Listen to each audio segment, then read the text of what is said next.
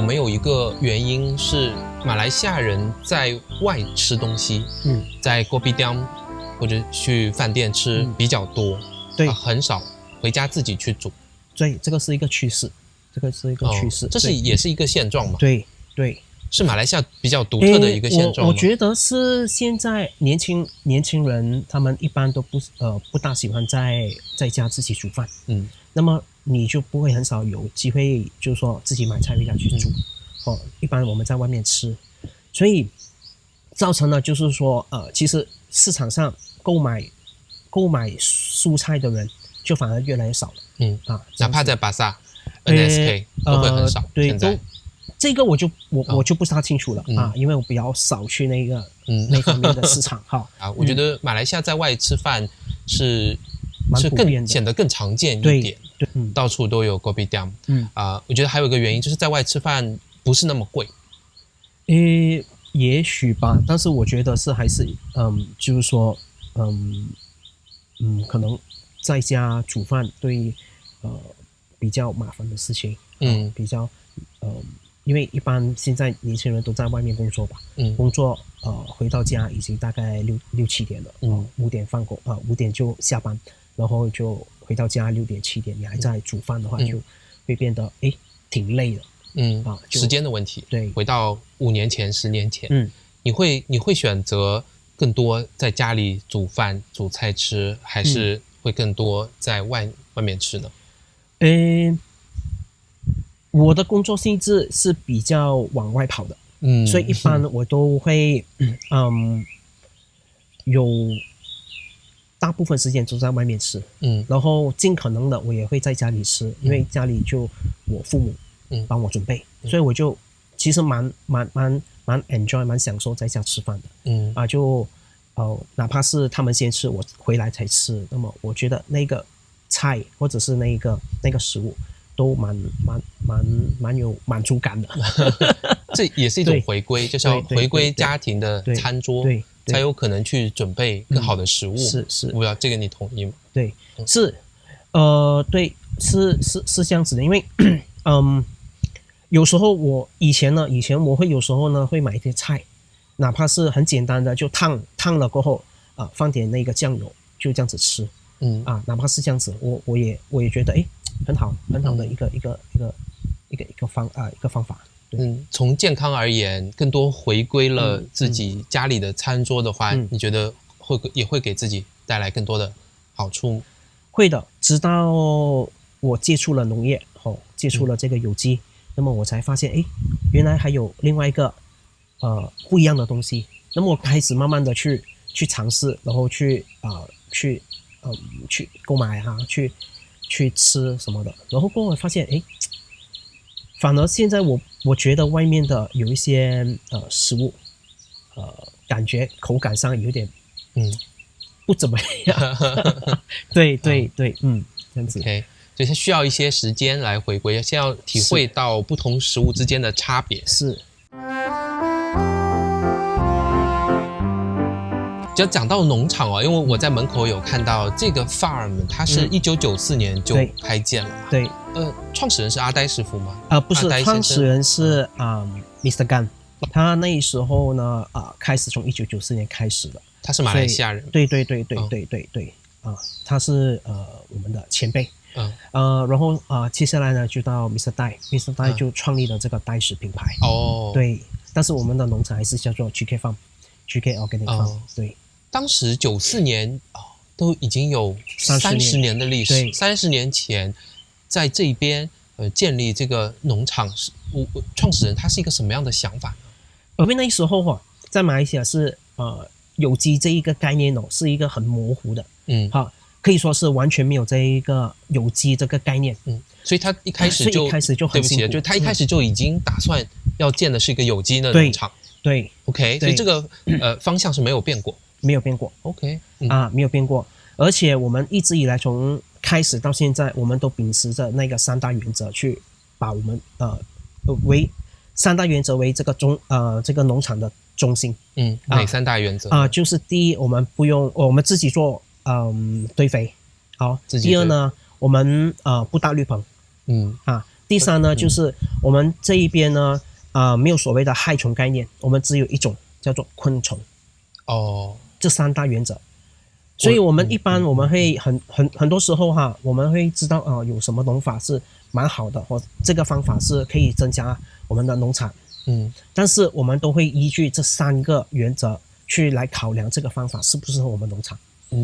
那从第2代然后到您你觉得想要实现的目标有哪一些呢？我们还是一样，我们还是想是说让更多人知道为什么是有机对于这一个环境的这个连接所以我们每一次我们做的好多的活动，我们都有这个环节，就是教育的环节。这个是我们一直以来都要做的，哪怕是说有100个、1000个人里面，其中一位都他了解了，那么我们都觉得都蛮好的。您讲的更多有没有一个具体的数字？比方说马来西亚3000多万人，你们希望300万人了解？这样也没有，我们只能说尽我们的能力。好像比如说我们我之前带的一些比如说学生团那么有一些呢是好像之前你们来吃的那个buffet，那么我会无意发现有一些是说他告诉Mr. Tai，我小的时候我来过，我这次我再来所以你会感觉到那一个成就感，那一个喜悦是多么的兴奋。然后比如说我有带一个另外一个这个学生团我去到某个角落，那个小孩告诉我，那个幼儿园的小孩告诉我我小时候来过这边，就在这一个行，我忘记了他是挖番薯还是种植什么的，他说我来过这一边哪怕不是我之前带的，但他说了这句话我感觉有了一点冲劲还可以继续。对，就像是一个公益组织我有这个感觉。其实我们没有想象中的那么的伟大啦，只是说我们想做我们希望能够做的东西。但你讲的目标和愿景都没有包含任何经济目标，就是说我们希望如果是一家公司那他会说我希望复合增长50%我希望达到多少的销售额其实你从来没有提。其实我们不，如果说我常有这样子的一个想法，就是说我们能够维持我们的日常生活然后不盈亏盈亏方面没有亏的话，我觉得基本上是已经是一个很好的一个成绩了。重点就是说，因为我记得 Mr. Tai他 interview 我的时候，那时候我刚要踏入这边，他 interview 我，他说了一句话：你进来农场你不要想说这边可以有赚大钱，大富大贵。对，但是这个农场它可以给你过活，它给你生活，所以我就这个正是我要的东西。那我听上去这个农场的目标和使命已经达到了，现在已经到达了这一层。其实我们还在进行中了，我们没有想说达到了。对，我们只是希望能够让更多人去了解这个东西。对，就好像比如说你听了你来了过后觉得很有趣，那么你会去分享，那么我们就会就不错了对，我们希望有更多的这样子的去把我们的想要的东西这一些有机的概念分享出去。好，那我们不要说远就现在是2024年的年头对，如果站到年尾我们再来看的话，你希望这个农场今年会有哪些变化呢？或者达成哪一些？我希望的是更多人对这个有机产品或者是说有机的蔬菜蔬果会有一定的认识，因为毕竟这一个不是一个特别的一个产品，它只是把最原始的一个产品呈现给大家，就好像我们以前小的时候吃的那个蔬果的味道呈现给大家这样子。所以需要我们这样的对，这样子我觉得是这个是我希望能够看得到的东西。我好像可以感受到你讲的环境不单单包括昆虫、肥料、植物、土地，好像还包括了包括在和这个环境相关的人，对，工作人员和来的人，是他们走的时候，可能不单单是他吃的，他的胃得到了改变，他的脑得到了改变，我觉得他的心境也会有一种回归和改变。有机生活不一定是说要回乡去森林里面住，哪怕是把垃圾分类，它也是一个对环境好的一个东西，一个方法。因为分类了过后，它就垃圾就容易的去处理。那么对环境来说，它是一个减少了这个环境一个压力。对。在马来西亚，我相信农场是会很多。那像这样有这种有机的愿景和理想的农场多吗？蛮资深的一些农场，也是蛮多啊。一些新起的就是刚入行的也是有。我觉得大家有机这一块我们先说是大家都同一个理念，就是把有能量的菜种出来，这个才是我觉得是我们大家都朝着的一个方向。对，让你们所有的消费者能够买得到一些这么好的一些蔬菜啊、蔬果之类的。对，在过去的30年的农场的发展中一直是这样线性的顺利的发展吗？其实也没有，我觉得啦，不会是什么事情都不会是一个那么顺利的，一定会有起落的。当前来看，你觉得离农场实现心目中更理想的目标吗？主要的存在的差距和困难在什么地方呢？其实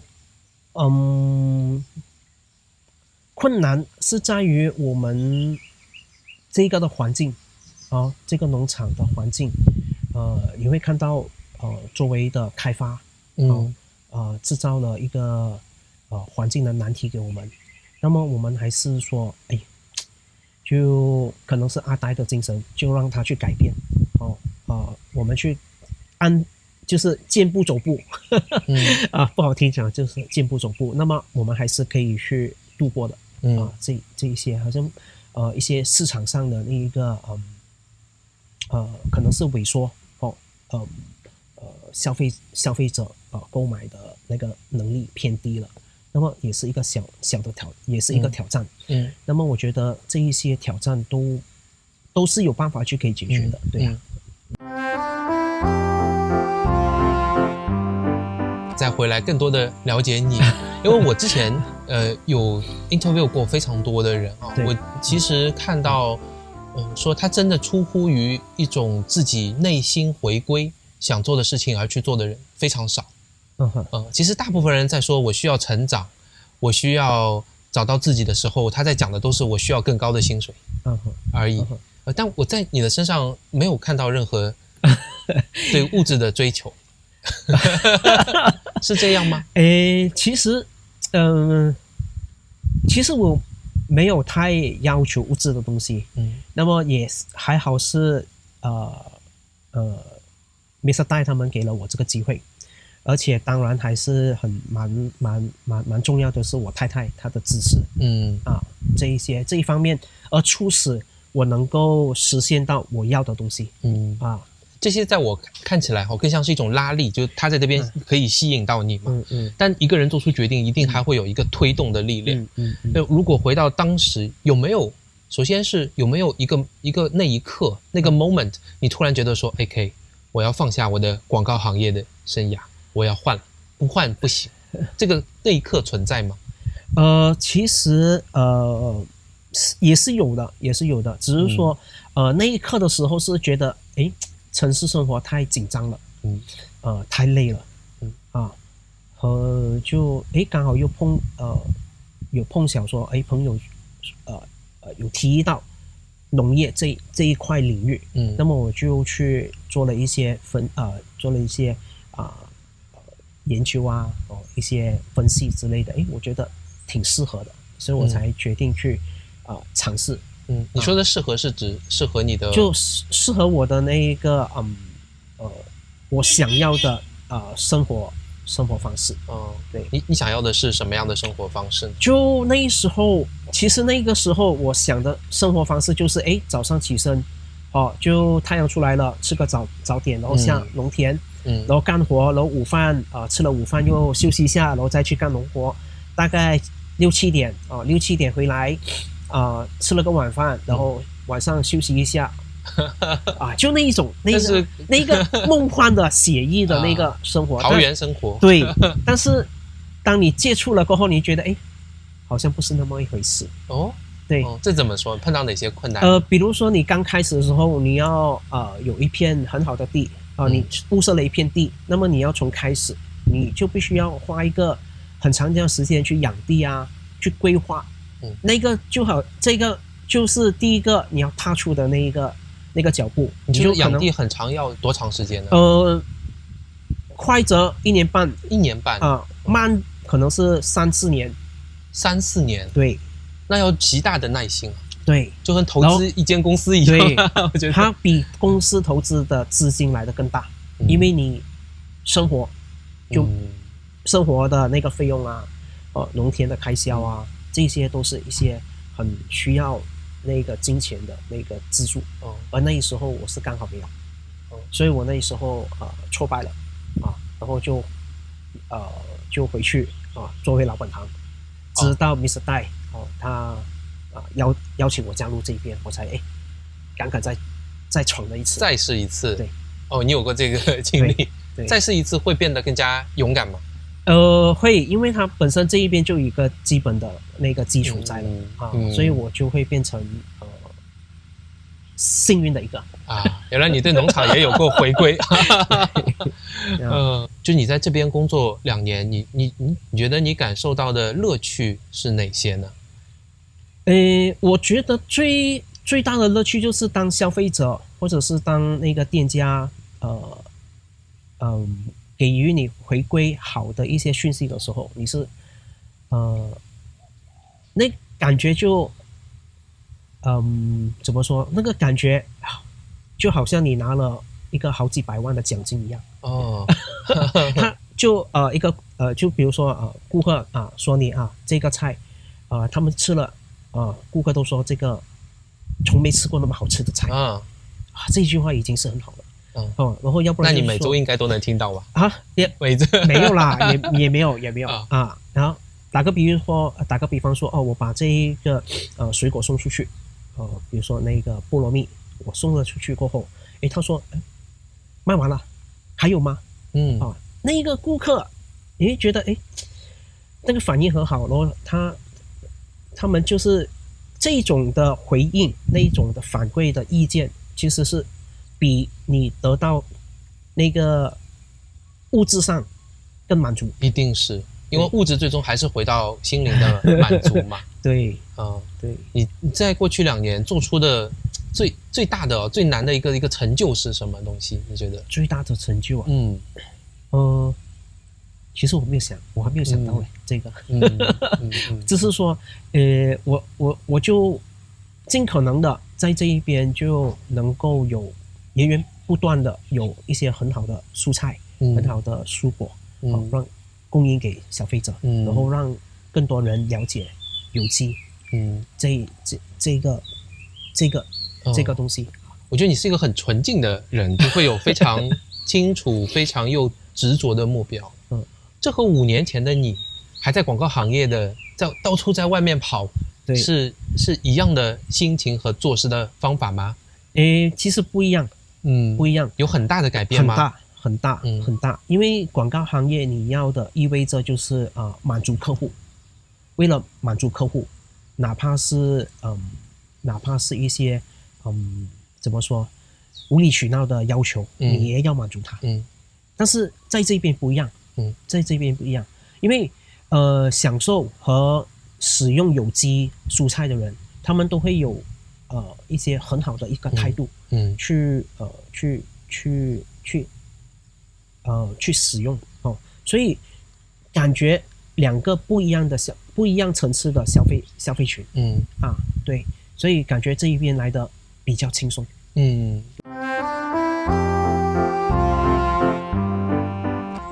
现在我们农场提供的服务哦，会有或者说产品吧，会有哪一些呢？你正好也可以跟大家介绍一下。这一边我们有我们自家品牌的那一个酱料，一些酱料，我们的农产品，还有一些是我们的那个自助午餐，但是这个要预约的，然后还有一些是我们接下来我们会放多点时间，可能会在幼儿园的只是学生的教育，就让他们进来，会有这一个种植啊、收成啊，那个这样子的体验，一般我们城市的小孩都是很少接触大自然，所以我们希望能够在这一边让更多的小孩从这一边让他们了解大自然，然后还有一些是接下来可能我们也会有一些家庭的配套，就是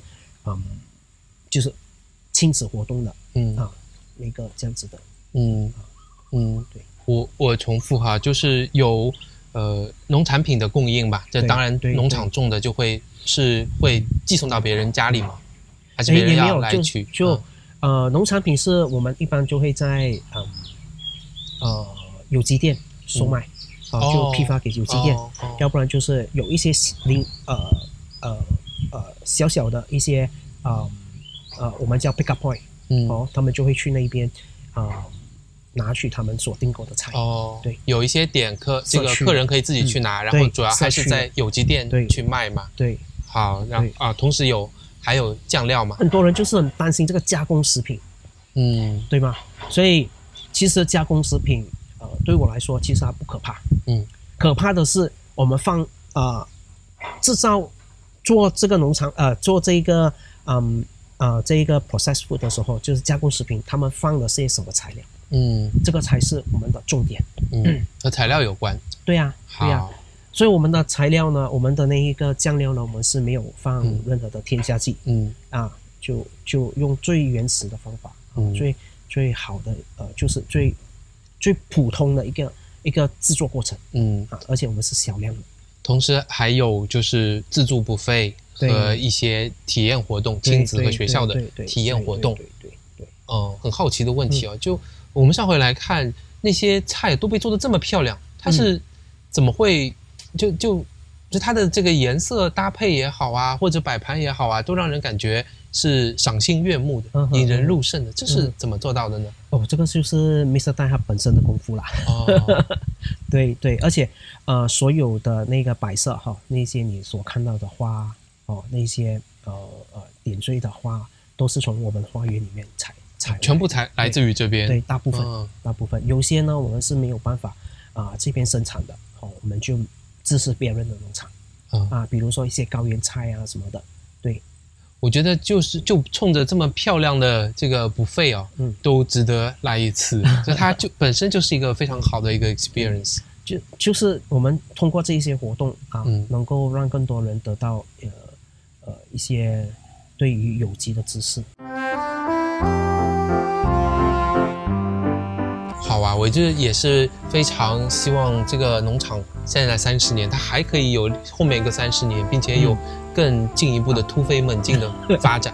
那它的结果一定是更多的马来西亚人对健康生活、对有机这种生活方式会有了解，使得大家会有一个更加幸福的生活。你应该还会在农场干很久吧？会。对，这样子。所以我也希望是更多人能够哪怕不是接受有机食品，但对于减少对环境的破坏，这个才是其中一个重要的一环。就祝这个农场发展一切顺利，好，谢谢，越来越好。谢谢。OK， 好，大马生活家就是我小光头和家人生活在大马的实录。我们希望带给你生活在异乡的勇气。我的频道风格有点多样，思考相对深入，表现稍显生动，制作就算经典。希望你喜欢，帮我一起按赞、分享、订阅，我们一起打败诱惑的魔术。谢谢。